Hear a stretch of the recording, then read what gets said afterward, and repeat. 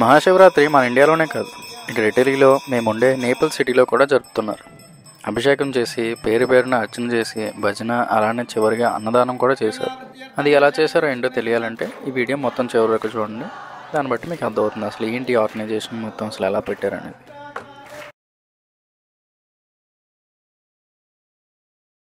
ముందుగా ఈ గుడి అనేది మోంతే శాంతో అనే ఏరియాలో ఉందన్నమాట. సో ఈ టెంపుల్ లొకేషన్ డిస్క్రిప్షన్లో పెడతాను, ఎవరైనా రావాలనుకుంటే ఆ లింక్ యూజ్ చేయండి. అయితే ఈ గుడిలో 5 మండపాలు ఉంటాయి. ముందుగా వినాయకుడు, అమ్మవారు, అలానే మురుగన్, కుమారస్వామి అండ్ కాలభైరవుడు అనమాట.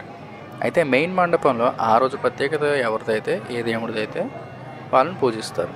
అయితే ఈ గుడికి నాకు తెలిసినంత వరకు ఒక 6 సంవత్సరాలుగా ఉందంట. ఇక్కడ ఇటలీలో స్టూడెంట్స్ కానీ, జాబ్స్ చేసేవాళ్ళు కానీ ప్రతి పండగకి వచ్చి దేవుడి దీవెనలు పొందుతారు. అయితే ఏ గుడి పుట్టాలన్నా సరే దానికంతా కొంత మనీ పడుతుంది కాబట్టి అది ఒక ఆర్గనైజేషన్ అనేది ప్రొవైడ్ చేస్తుంది అనమాట. వీళ్ళు తమిళియన్స్ అనమాట. సో వీళ్ళు తమిళియన్స్ ఎక్కడెక్కడ మైగ్రేట్ అయి ఉన్నారు జనరల్గా ఇటలీ ఆర్ యూరోప్లో. సో వాళ్ళందరూ ఒక ఆర్గనైజేషన్గా క్రియేట్ చేసుకొని దానికి డొనేషన్స్ వస్తుండగా ఆ డొనేషన్ ద్వారా ఈ గుడి అనేది నడుస్తుంది అనమాట. ఈ రోజుల్లో ఎవరైనా సరే ఇప్పుడు డొనేషన్ ఇవ్వాలనుకున్నా సరే ఈ గుడికి ఇవ్వచ్చు. సో మీ ఇంట్రెస్ట్ బట్టి ఎవరైనా ఇవ్వాలనుకుంటే నాకు చెప్పండి, నేను ప్రొవైడ్ చేస్తాను దాని డీటెయిల్స్. ఇంకా సో ఇదన్నమాట ఈ టెంపుల్ కదా. సో ఇంకేమైనా మీకు డీటెయిల్స్ కావాలన్నా నాకు కామెంట్ చేయండి, దాన్ని బట్టి నేను చెప్తాను. సో ఎప్పుడైతే ఇంకా పూజలోకి ఎంటర్ అయిపోతాం.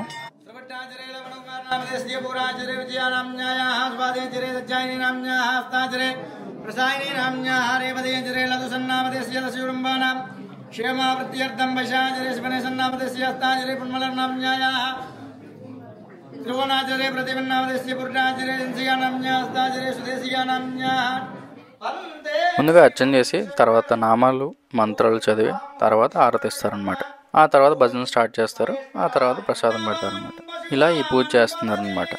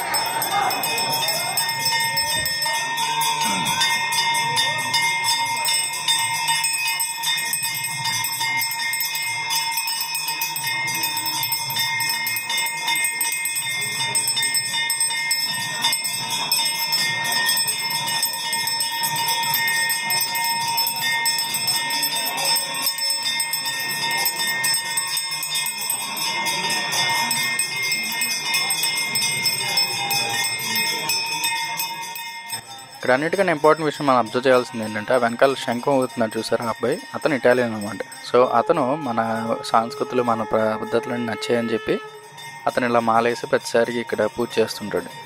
సో అది మనం తెలుసుకోవాల్సింది. మన వాళ్ళు ఎప్పుడో మనలో అవన్నీ చాలామంది మన వాళ్ళే కించపరిచి చూస్తున్నారు అనమాట. సో దానికన్నా వీళ్ళు బెటర్.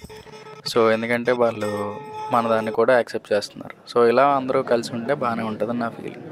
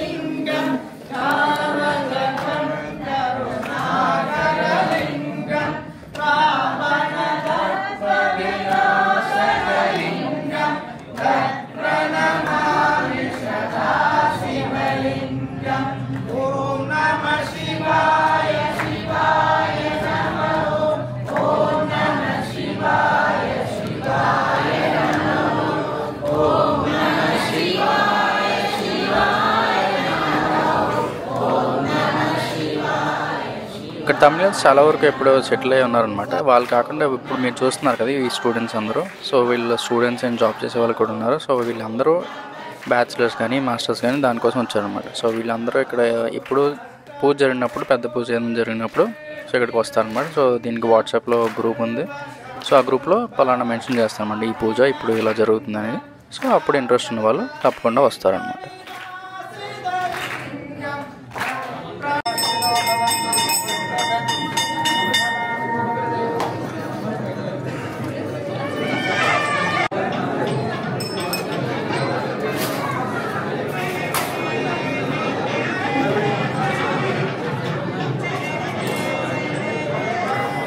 సో పూజ అంతా అయిపోయిందనమాట. తర్వాత అందరూ కూర్చుంటారు, వాళ్ళందరికీ అన్నదానం చేస్తారనమాట. సో దీనికి ఎవరు డబ్బులు పే చేయరు, ఇదంతా ఫ్రీ అనమాట. సో దీనికి కూడా ఒక ఖర్చు అవుతుంది, అంతా స్పాన్సర్షిప్ ద్వారా జరుగుతుంది. కొంతమంది స్టూడెంట్స్ ఇస్తారు, అలానే ఈ ఆర్గనైజేషన్ వాళ్ళు కూడా ఇస్తారనమాట. సో ప్రసాదం పెడతారు మంచిగా, చాలా ఎక్కువ రకాలు పెడతారు. సో దీనికి అంతా చాలా డబ్బులు పడుతుంది. మీరు ఒకవేళ డొనేట్ చేయాలనుకుంటే కామెంట్ చేసి చెప్పండి. సో దాన్ని బట్టి నేను ఎలా వీళ్ళకి మనీ ప్రొవైడ్ చేయాలనేది నేను మీకు చెప్తాను, దాన్ని బట్టి మీరు ప్రొవైడ్ చేయొచ్చు. సో అదనమాట. So thank you for watching. If you like the video తప్పకుండా లైక్ చేయండి. ఎక్కువ మంది చూస్తారు. మన సనాతన ధర్మం అక్కడ ఇట్లీలో కూడా చేస్తున్నారని చెప్పి మనం ఎక్కువ మంది తెలియజేయాలి. సో అదనమాట. చావ్, పీస్ అండ్ జై హింద్.